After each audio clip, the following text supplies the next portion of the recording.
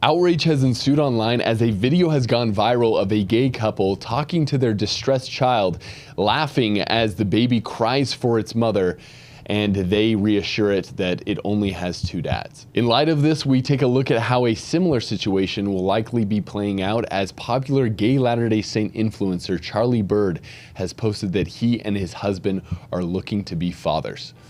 All this and more. My name is Jackson Wayne Paul, and welcome to Latter-day Saints. What power shall stay the heavens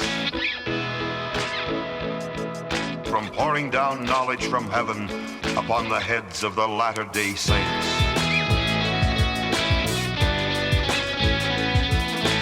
Ladies and gentlemen, welcome to Latter-day Saints, the little corner on the internet where you can come to get updated on news and pop culture commentary from a Latter-day Saint perspective. Again, we're not official representatives of the Church of Jesus Christ of Latter-day Saints, but I myself have been a member for my whole life, and we just like to take a look at things happening around the world and specifically in the Latter-day Saint community and run our mouths on the internet about it. And today I am joined by my big brother, Hayden Paul. What's up, guys? Good to be here. Brando is graduating from college. Everyone, Congrats. W's in the chat for Brandon graduating college. That's amazing because we didn't even go to college. We did not even go to college. Shout out to Brando. And we've got some good stuff to get into today. Some good stuff that I personally have wrestled with how to deal with, how to react to, and the scriptures have been a massive help in allowing me to do so in a manner that I think is a bit more measured than generally my natural man reaction, kind of wants to react to things. Yeah, your natural man reaction's pretty volatile. Is break stuff and hurt people, but I resist every second of every day. No, just kidding. But let's just pull this up, all right? So this whole thing that we're going to be talking about sparked from this video that I saw reposted by Michael Knowles of a gay man with his baby. His husband is videotaping this, and let's just watch the video and then we'll get into the scriptures and all the commentary and see how it applies to the Latter-day Saint community, especially with some other people like Charlie Bird. But pull this up. Who do you want, Dada or Pop? No, Mama. Do you want Dada or Pop?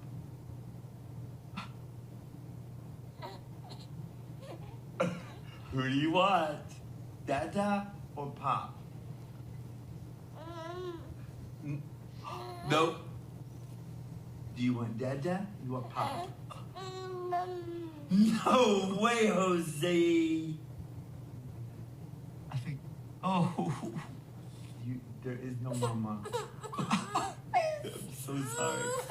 You have Dada and Pop. You have Pop. Two choices. No Mama. No. No. But no, Mama. Dada or Pop? But no. Who do you think? Okay. Ooh. So first off, right off the bat, I don't think this kid, I don't know the specifics of the situation. I don't think this kid knows his mom. Okay, I'm going to go off that assumption. Maybe. Well, here's the thing.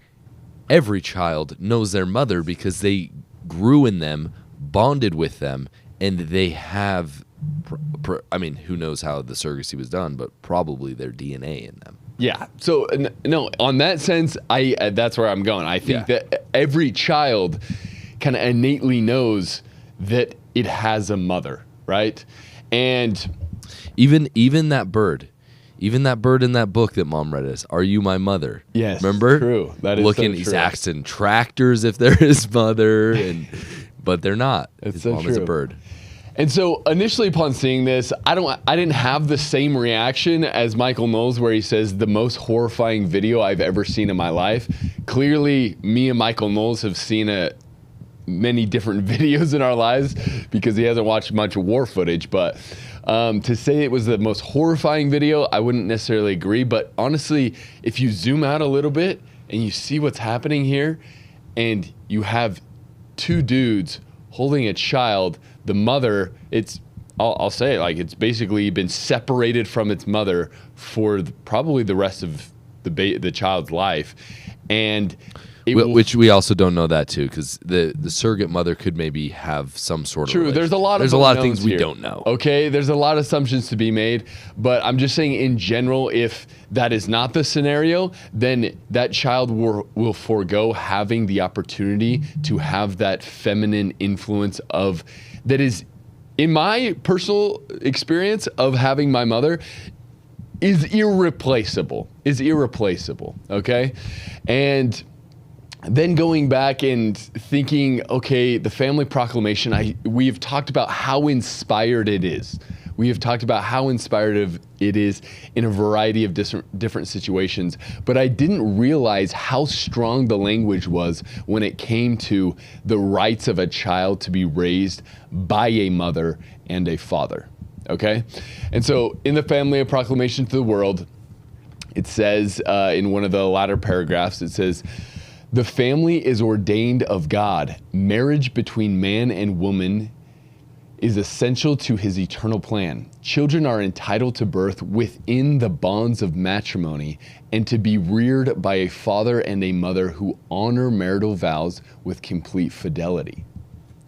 Now, I've read this dozens and dozens of times, and I feel like when I read children are entitled to birth within the bonds of matrimony and to be reared by a father and a mother who honor marital vows with complete fidelity, that was like, it hit so much harder. Entitled, it's like it's a human right.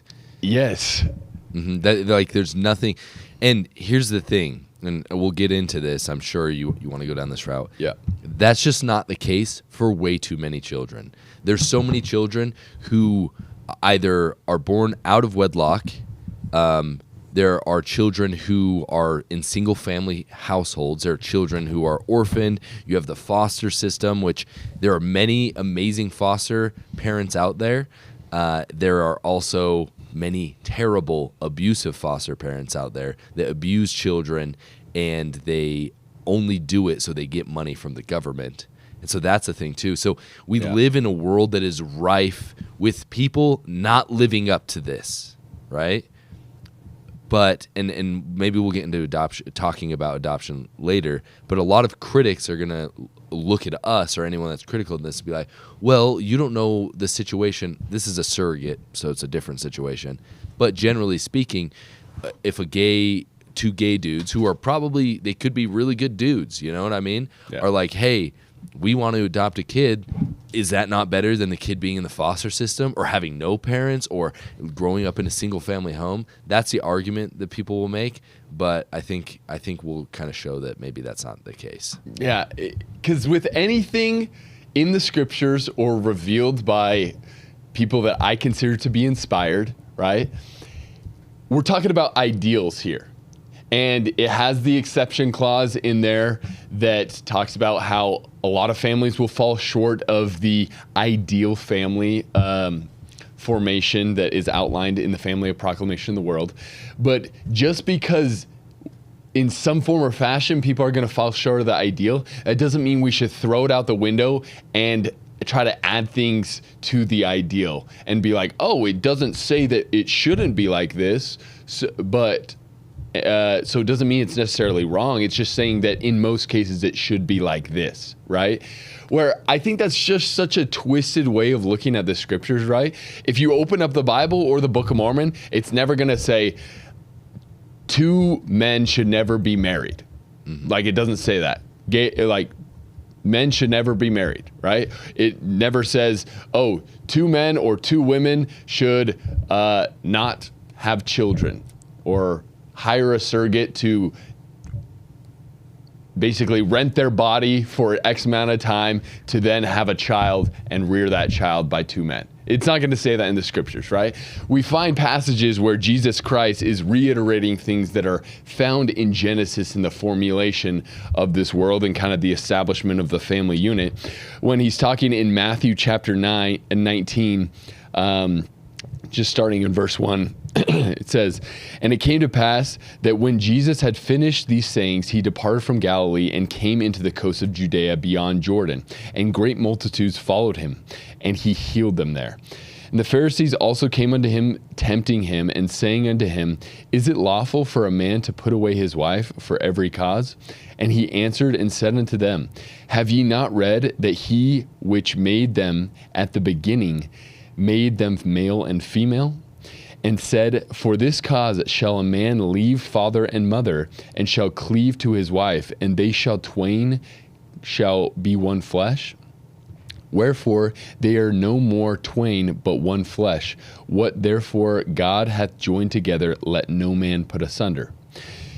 So you see Jesus Christ here kind of doubling down and reiterating that the pattern is, first, God created man and woman. And then he commanded to be twain, be one flesh, right? For this cause, a man and woman shall leave their father and mother and shall cleave unto one another. And when you think about cleaving and becoming one flesh, in the most literal sense, that is rearing children, right? Mm-hmm. And so this is the pattern that God is laying out all throughout Scripture. And so then I don't think we should go through and have a mindset of like, oh, but he didn't say this, so how bad could it be? It's not explicitly stated there, so I mean, it could be. You don't know. You don't know. And that's the way a lot of people go about it, which is frustrating to me personally. And then you might be asking, well, how does this kind of affect the Latter-day Saint community? Well, I saw this come up a little bit ago, actually, from Charlie Bird. And if you don't know who Charlie Bird is, if you know all those like viral videos of Cosmo the cougar, the BYU Cougar mascot, doing like all those viral dances and stuff, that was Charlie Bird. He can dance. Homie can dance.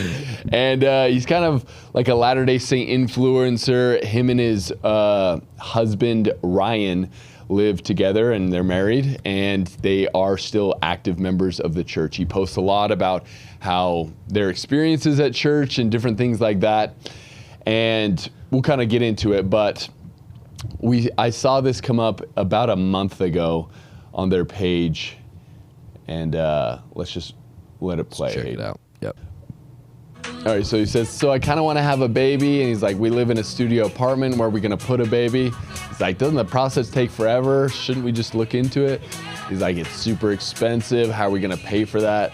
And he's like, I don't know. You just make such a great dad. And so then if you click on the comments there, HP, pull those up. I don't know if those can fit in the screen, but there's a lot of different thoughts and opinions on this, right? And because you're not signed into my algorithm, then it's going to show you different things first.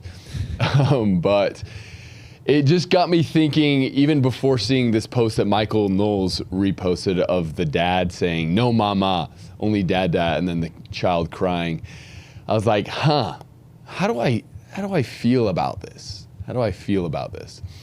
And then recently they posted like 4 days ago, this other post, if you want to click the next link, Hayden. Yep. All right, just let it play here. It says, when he says he's finally ready for kids.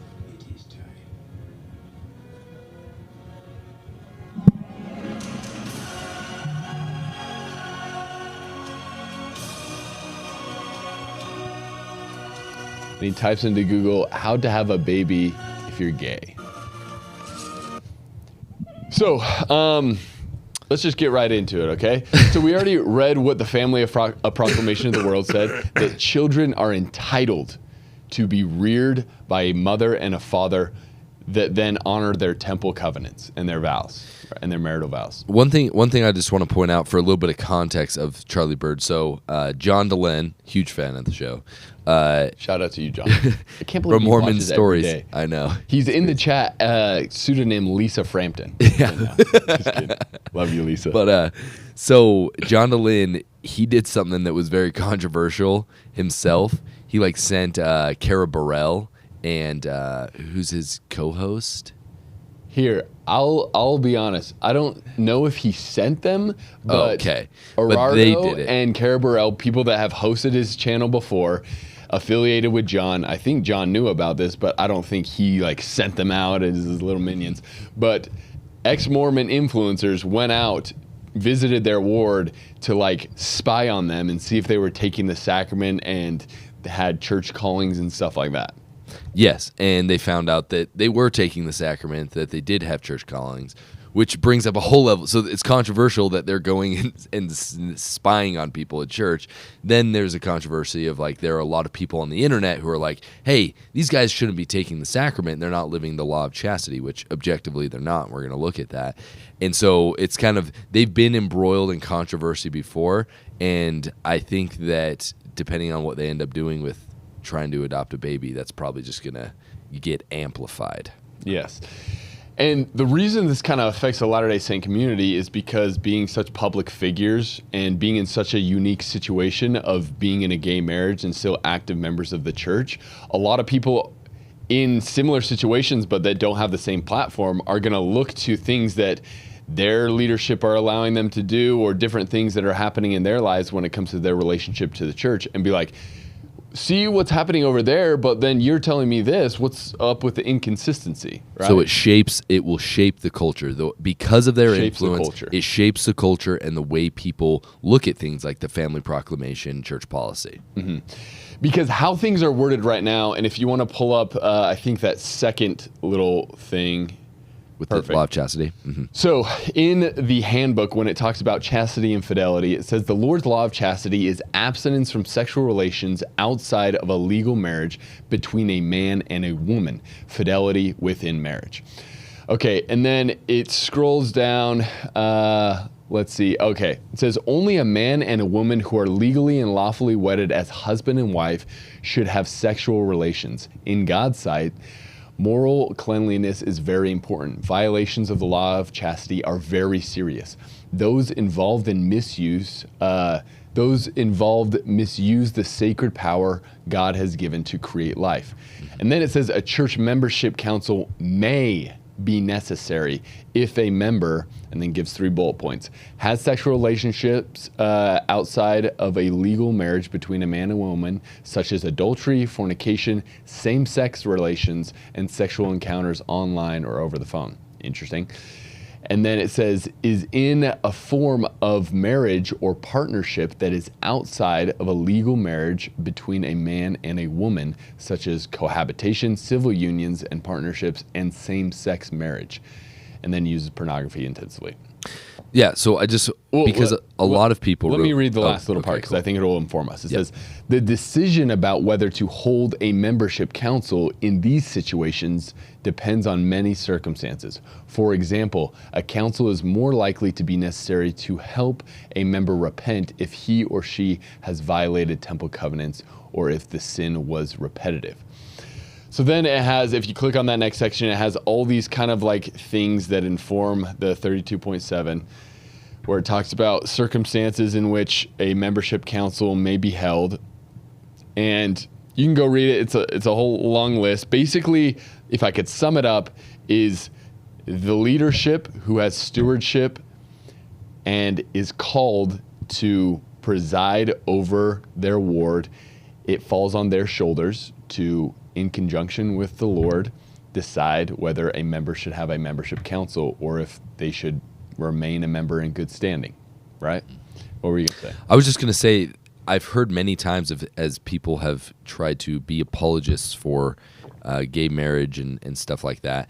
Often they're like, no, the law of chastity is about not having sex outside of marriage. But it's very, very, very unambiguous here. Yes. That it's specifically between a marriage and of a man and a woman. So a lot of people, and I think you're about to share some scriptures in regard to this, but a lot of people hear what happened with them taking the sacrament and doing this stuff, and then obviously living completely out of the bounds of the law of chastity and being like, well, why are they taking the sacrament? Why are they doing these things? And they're kind of armchair bishoping about the situation. Yes. And I don't know, let's talk about how productive that might be, right? And to inform us, we have in 3 Nephi chapter 18. What's happening in this chapter is Jesus Christ, the risen Lord, has appeared. He showed up to the Nephites, and he's starting to do his business, right? He gives Nephi power to baptize, calls 12 disciples, gives another form of the Sermon on the Mount, which if you know anything about what Dave Butler and Jack Welch have to say about that, it's likely a temple ordinance that's going on. But he then gets to a point where he institutes the sacrament. And he says, this I do, you will do in remembrance of my flesh and my blood. And he institutes the sacrament, and then he starts saying specific things to the multitude, the congregation, and then he turns to his disciples and he gives them specific direction. And Hayden, we're going to start off in verse 17. Okay? Yep. So he says, and it came to pass that when Jesus had spake these words unto his disciples, he turned again unto the multitude and saith unto them, Behold, verily, verily, I say unto you, ye must watch and pray always, lest ye let temptation enter in your heart, for Satan desireth to sift you as wheat. And then if you scroll down to verse 22, it says, And behold, ye shall meet together oft, and ye shall not forbid any man from coming unto you, when ye shall meet together, but suffer them that they shall come unto you, and forbid them not. But ye shall pray for them, and shall not cast them out. And if it so be that they come unto you oft, ye shall pray for them unto the Father in my name. Therefore hold up your light, that it may shine unto the world. Behold, I am the light that ye shall hold up, and that which ye have seen me do. Behold, ye see that I prayed unto the Father, and ye have witnessed it. And ye see that I have commanded that none of you should go away, but rather have commanded that ye should come unto me, that ye might feel and see. Even so shall ye do unto the world. And whosoever breaketh this commandment suffereth himself to be led in temptation. Gosh, that's really good. Yes, because Jesus he's saying to the multitude, it specifically says he turns to the multitude and says this. He's like, look, your job is to pray always in your families, that your families shall be blessed. And he says, meet together oft and forbid no one from meeting with you. Pray for everyone. And it's not your job to exclude people. Just as you have seen, I haven't excluded anyone from everything that's happened here. Because Okay? we have to remember, this is the most righteous remnant, but they were all, and all of us are sinners, but Christ, who is perfect and now exalted, comes down and he's like, hey, I didn't kick any of you guys out, so therefore you don't kick anybody out. Yes, and he says, this is the commandment I'm giving to you, the multitude. This is your job. Be welcoming, allow everyone to come meet with you, and pray for everyone. Invite them to repent too, I'm pretty sure he says that they will. No, that's further on. That's further on. Yeah. He's just saying, forbid not anyone to come unto you, and pray for everyone. He says, if you break this commandment, you will be led into temptation. And then in verse 26, he says, And now it came to pass that when Jesus had spoken these words, he turned his eyes again upon the disciples whom he had chosen, and saith unto them. So he goes from speaking to the multitude to then goes to his disciples who he has chosen to preside over the people and to be the leaders of the church. And this is what he says to them. He says, Behold, verily, verily, I say unto you, I give unto you another commandment, and then I must go unto my Father, that I may fulfill other commandments which he has given unto me. And now behold, this is the commandment which I give unto you, that ye shall not suffer anyone knowingly to partake of my flesh and blood unworthily when ye shall minister it. For whoso eateth and drinketh my flesh and blood unworthily eateth and drinketh damnation to his soul. Therefore, if ye know that a man is unworthy to drink and to eat and drink of my flesh and blood, ye shall forbid him.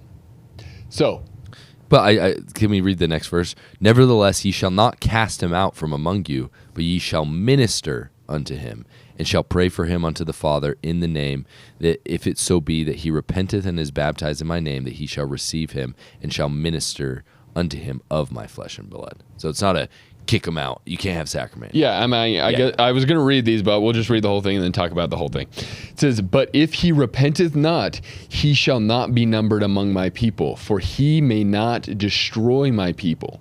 For behold, I know my sheep, and they are numbered. Nevertheless, ye shall not cast him out of your synagogues or your places of worship. For unto such shall ye continue to minister. For ye know not but what they will return and repent, and come unto me with full purpose of heart, and I shall heal them, and ye shall be the means of bringing salvation unto them." Okay, so we have here that he turns to his disciples, the people, the leaders of the church, all right? And he says, "This is the commandment I give unto you, that you do not allow anyone knowingly to unworthily partake of the sacrament, my flesh and blood." And he says, because anyone that does that eateth and drinketh damnation to their souls. This is what Jesus is saying, okay? But then he gives a specific charge that he says, but nevertheless, don't cast them out, okay? Continue to minister to them. He says it twice, to minister unto them. And so a lot of members I've seen, especially with the Charlie Bird situation and other different situations that are highly publicized, they want to put themselves in the position of their bishop or other ecclesiastical leader that has stewardship to preside and receive revelation on how to go about dealing with that situation. And I'll be honest, when I first saw that, I was like, that's really interesting. How do I square up this? And then when I saw what Jesus Christ was giving, what commandment Jesus Christ was giving to the multitude, to be welcoming, be loving, pray for other people, minister to people, and then Christ, he gives the charge to the leadership of the church to be the ones to make those decisions, right? Now, can I say if I was a bishop of Charlie Bird, I would do X, Y, Z? Yeah, I could say that all day long. But my job, what I strongly feel to do is, one, I will teach correct principles. I will say what it says in the family of proclamation of the world, that every children has a right, is entitled to be reared in a family of a father and a mother who honor their temple covenants. I will say that unashamedly. I will read the words of Jesus talking about how God created men and women, and that man should cleave unto his wife, and they together shall be one flesh. I'll say that unashamedly. But I'm not going to put myself in the position of an ecclesiastical leader saying, this person should be excommunicated, and call for their membership council on social media or other platforms, right? I just personally won't do that, because I see, what is my role? My role is to do what Jesus Christ is telling me to do, and that is to be welcoming to everyone and to minister unto them. Now, I don't think, and we've talked about this with Sky Sorensen before, that has come on the channel, who is a member who has same-sex attraction, and we've talked about how the most charitable thing to do isn't to just bend the knee to whatever society deems to be acceptable now when it comes to same-sex relationships and gay marriage and things like that. But it isn't good to swing the pendulum the absolute other way and condemn people, and to do what Jesus Christ is saying not to do here, and to cast them out, to other them, and not allow them to feel welcomed in the church congregation. That is not what we should do. But that doesn't mean we have to fully bend the knee and acquiesce to whatever the world is saying. And I guess maybe for the membership, that can be a little bit hard, right? Because Jesus Christ, he's giving this commandment to his disciples. We all want to be disciples of Jesus Christ, but we're not all in a leadership position being stewards over members who are in these types of situations, right? After reading these verses, it opened my eyes to, maybe I should focus on praying for these people, ministering to them, and trust that the leaders will act according to the revelation that God is giving unto them. I pray. Mm-hmm. That's what I can say, you know? No, I really don't have much to add. I just think that overall it is a natural human instinct to want to be in charge, right? We want to be in charge of our own lives. We want to be in charge of other people's lives. And that is why we have D&C 121, which explains where the bounds of your priesthood are, right? And when you try to exercise compulsion upon the souls of the children of man in an unrighteous way, which part of that unrighteous way would be outside of your dominion, outside of your stewardship, that is when it's amen to the priesthood and authority of you, right? And so I just think overall it is a natural implication or a natural thing that you want to do, but we have to get rid of that because it's not our role. Yeah. And so, look, is it controversial to read the words of Jesus Christ when he gave his disciples, the leaders of the church, the commandment saying, look, I command you that you do not allow anyone knowingly to unworthily partake of the sacrament?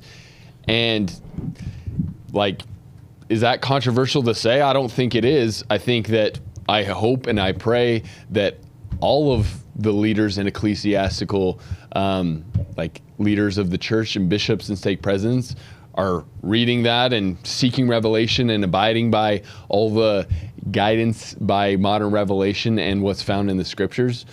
I know that if I am put in a position of that kind of leadership, I will be on my knees constantly praying to God for revelation, looking to the scriptures, seeing things like that, and feeling a great weight of responsibility to go about fulfilling those commandments. That I'll speak for myself on that. And so I think that there is space to stand on business when it comes to eternal truth and not other people and make them feel unwelcome in God's house. But you got to hold the line, because if there is no standard, then what are we meeting for every single Sunday? If there's not something that we're moving towards, then what's the point of all of it? You know what I mean? And I just want to say one thing, and we won't get a ton into it, but when it comes to adoption, real quick, I just got to say this because we have a cousin who's going through the adoption process right now. Yeah. She's adopting a Down syndrome baby from an Eastern European country, and it's awesome. She's an amazing person. Yeah, we love her, and it is crazy how much money they have to spend to do that. First off, and yes, it's a foreign adoption, so a lot of that is outside of the control of the United States or anything. They're paying money to the foreign adoption agencies. But even when it comes to domestic adoption, it can be up to $20,000 to $60,000 for a private domestic adoption in the U.S., which is insane.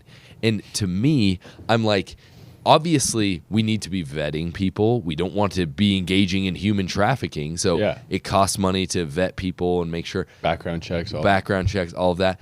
But it's not that much money. And if there's the U.S. government funds a lot of crap, absolute garbage that we could get into all of that, but we don't need to. I think something that would be really good for society is if the U.S. government just subsidized all of adoptions. If you're a mother and a father who want to have a child in your home and want to take care of a child who doesn't have the type of home that you can provide, then you should go through all of the same vetting. You can do all the exact same things, but the U.S. government should cover that because that would actually make society better. And I think that's a better use of money than the myriad of social programs, as well as building a giant triumphal arch and or making bombs to blow people up. I think that might have a better effect on American society than a lot of things. Maybe, dude. Maybe. But you said that if there's a man and woman that want to adopt a kid, what about two men? Nope. that's my opinion. This is what I'll say to that. I'll say children are entitled to birth within the bonds of matrimony and to be reared by a father and a mother who honor marital vows with complete fidelity. And if I'm a bad guy for just quoting the family of proclamation of the world, I'm more than okay being the bad guy. Good to go. And so there was one other thing I was about Sigourney Weaver, I think it's no. Surrogacy. Okay, let's just call it for what it is. Let's say two gay men want to have a child. That doesn't work. No child's going to come from that.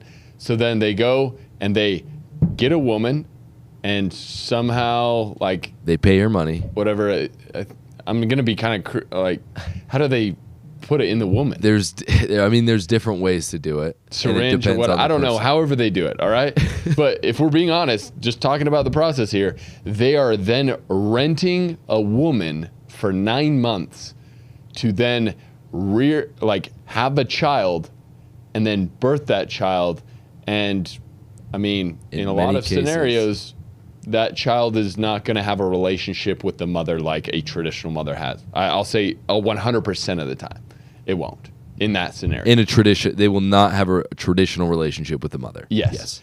Which I think, going back to the family of proclamation of the world, that a child is entitled to be reared in that type of bond, it is going to be a huge disservice to that child.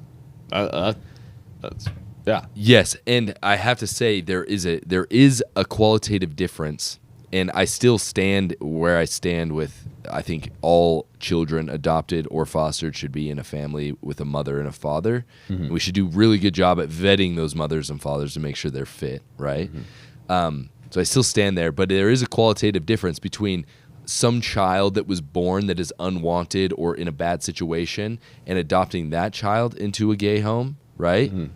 Versus creating a child, bringing that child into the world, and then taking it away from its mother. Yeah. And even if they have some sort of relationship with the surrogate mother continually, it's not the way they are entitled to that. That is a right given from God that you are stripping that child away from willingly.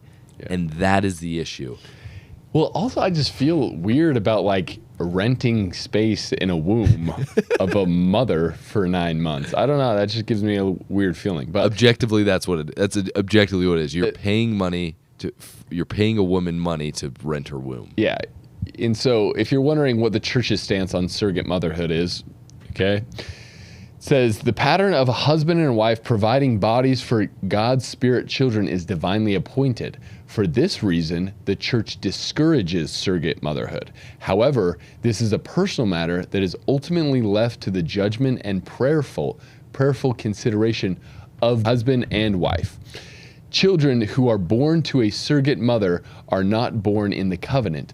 Following their birth, they can be sealed after. Okay, so we see that they're like, we discourage this, but ultimately it's left up to, seeking revelation between the mother and father, right?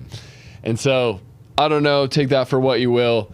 I personally feel super weird about paying currency for then a womb for 9 months to then say, chow chow mother. And one thing we have to say, because there are people who can't have children that want children, right? Yeah. And so they're presented with a few options. I mean, I haven't had a kid yet. I don't know. Yeah, you haven't. I got the freaking part of the vax, bro. I could be freaking infertile. You could be. I swear I'm coming out. But one thing to remember is, like, yes, there are people that want to have children that can't have children. And there are a few options that are provided. So there's the adoption option. There is the IVF option that people do. And then there is the surrogacy, right? Mm-hmm. It's really complicated, especially when you get into the IVF and surrogacy world. You know what I mean? And they're very controversial. And one thing I want to point out, and I'm not going to shame anyone for those situations because I don't know what it's like to be in that situation. Yeah. But what I will say is this, like, life has tragedy. And throughout human history, some people haven't been able to have children. And that's a part of life.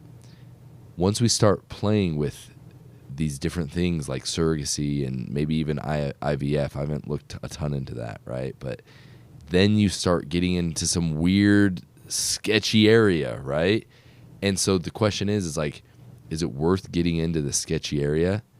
And it's really hard to say because we have people that we know that are friends that have been IVF babies, and so it's like they're here now. It's worth it for them, yeah. It's worth it for them. It's just weird because as someone, I have looked pretty heavily into IVF, and I honestly feel weird about it because in many scenarios, what they do is they try to fertilize as many eggs as possible, right, to get the most viable options to implant an egg, right?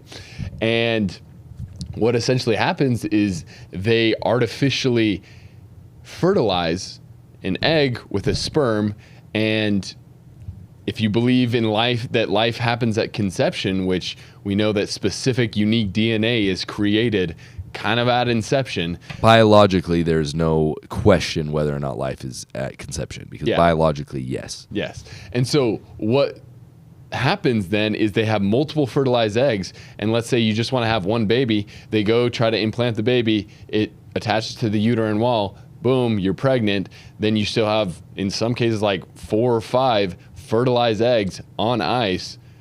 If you don't want to have those eggs, then you're just throwing those out. Do they really just put them on ice? Yeah. Like they literally freeze time. It's the craziest like playing God type thing. And in some ways you can like nearly like create your own baby. It's like build a baby. Customize your kids. Yeah, like it's insane. Tucker Carlson did an interview recently with a guy who does talking about bioengineering, and he's like a big IVF guy and like using CRISPR and all that stuff to essentially build a baby. Yep. And it's crazy. And so I bring this up because some of you guys watching might have gone through IVF, or maybe you're a product of IVF. Maybe there's some surrogacy too. I think overall, if I were to teach, it's just that's not something we play with. And I think there's something about carrying our cross and picking up our cross that is noble, and it's difficult. And we need to help each other carry our crosses. And some people's cross to carry is infertility. And I think adoption, if I were to pick those 3 options, right? IVF, surrogacy, I'm having a hard time with that, or adoption, I'm going to go with adoption every single time, because those are children that need families, and that's a good way to carry that cross. Like, hey, yeah, you're not going to be able to have your own children, but you could be a mother to many people. You could be a father to many people. And I know it's a hard thing to say, but I think that's probably the moral reality. Well, let us know in the comments if you disagree with Hayden on that. I don't know. I'd have to do a little more thinking, but a lot of interesting stuff here.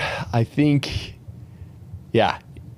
In summary, go read 3 Nephi 18. Okay, very enlightening experience for me.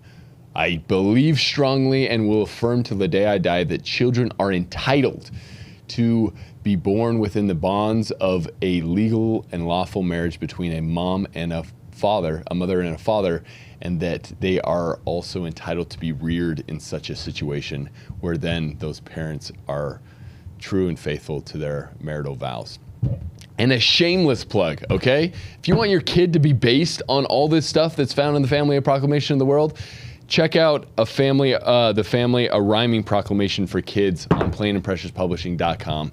Great resource to help teach your kids base truths of eternity that will help them understand how divine the family formation truly is and what their divine role is as a mother, a father, a husband, or a wife. And yeah, super curious to see the reaction to our comments here, but I think we're pretty measured. And ultimately I say, let's open our arms to everyone and allow the ecclesiastical leaders that are appointed to ecclesiasticize to seek revelation and do accordingly. And let's pray for them. Let's pray for them. Now, moving on to our comment section. All right, yesterday's video, if you haven't watched it, shame on you. Shame on you. But if you have, you know that we talked all about politicians, this new bill that they're trying to pass to ban, investigative journalism that Nick Shirley's doing, and different things like this. And then we read Nehor in the Book of Mormon, talking about his, what I consider to be direct parallelisms with modern day politicians. And he's hot and buff, too. Yeah, he's shredded. But let's read some of these comments. Scroll down to that homesteading one. 60. He says, certainly don't agree with the channel on some, maybe quite a bit of the commentary, and I watch the channel much less than I used to, but I'm sure everyone on this show is sharing sincerely held beliefs, personal beliefs. Brandon is awesome. I love that. That's great. Well, I appreciate the honesty and candor, okay? Candor's a little bit more specific than honesty. It does include it, but then if you scroll down, maybe to scroll up to that one right there. Paul Black, 1799 says, to quote Armand Hammer, multi-millionaire businessman and Marxist, okay, an honest politician is one who, once he is bought, stays bought. That's funny. So facts. Also, Paul Black, what a great year, dude. 1799. Let's go back to 1799. Yeah, things were better back then. All right, scroll down a little bit. Let's What do was one another more. one? Scroll down. Keep going. Oh, That's too from a much. previous. That's from that yeah. episode. Go back. Scroll down.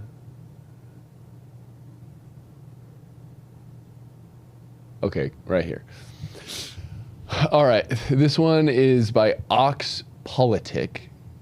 Yeah. It says, I'm very disappointed in UVU and my home state. Canceling Sharon McMahon does not entreat us to our better angels. It perpetuates a cancel culture against an individual that only was critical of Kirk a couple of times.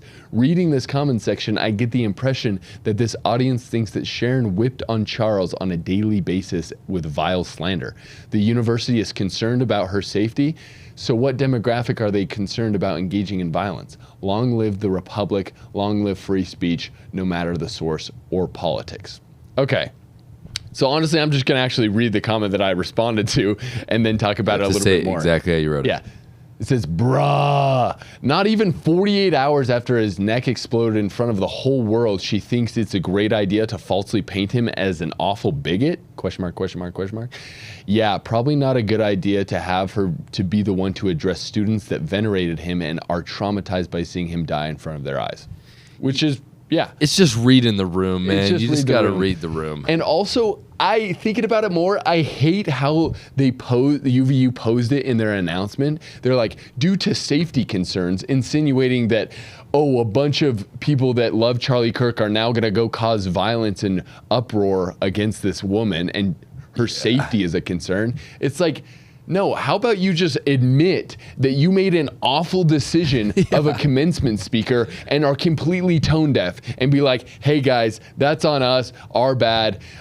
Nate Bargatze is going to come speak to you instead. Wait, is he actually? No. Oh, that would be They literally amazing. aren't having a commencement speaker. It's like, go get Trey Kennedy or someone to roast them and to roast Mormons or something. That'd be hilarious. Yeah, I don't know. That could be fun.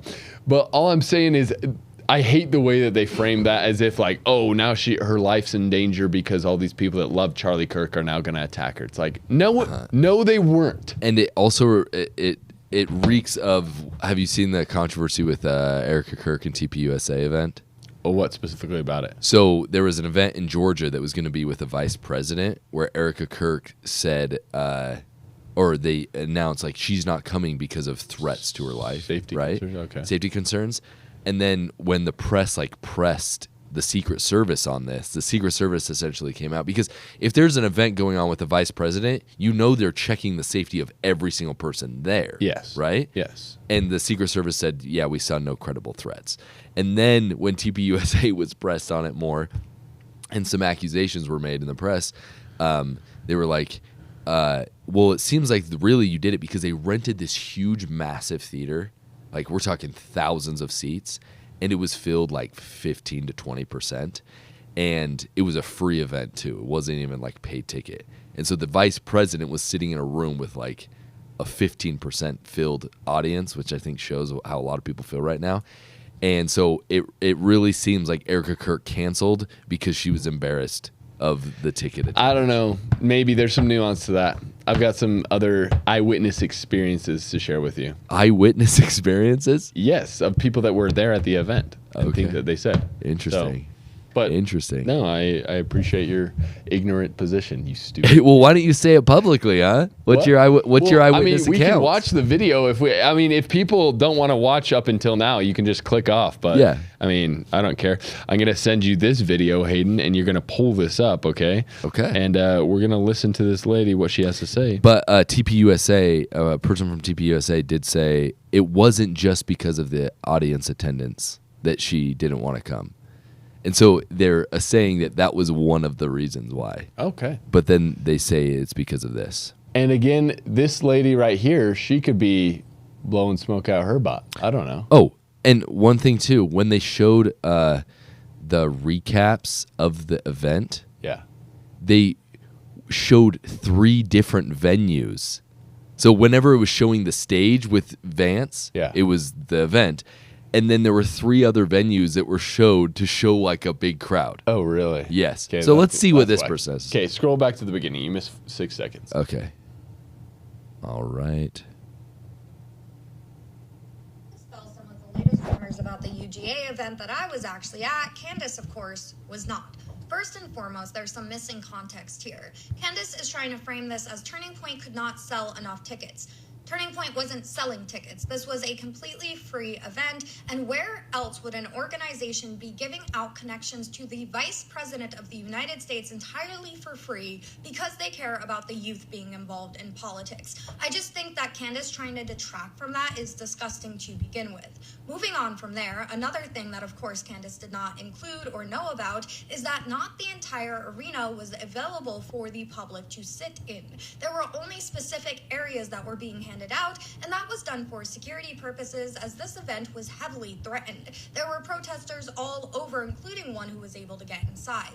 There was also one who was able to get inside back in DC, and I could tell you as somebody who was also at that one, the pure look of horror on Erica's face when a random man stood up and started screaming belligerently. Nobody knew who this man was. Nobody knew what he was doing. Nobody knew if he was dangerous. It was absolutely terrible, and that happened again at UGA, so this was a major problem. So when you are seeing photos of parts of an empty arena, that was done on purpose in order to have crowd control. In fact, I personally know people that had wanted to attend the event that got told no because it was already too full for the areas we were allowed to be sitting in.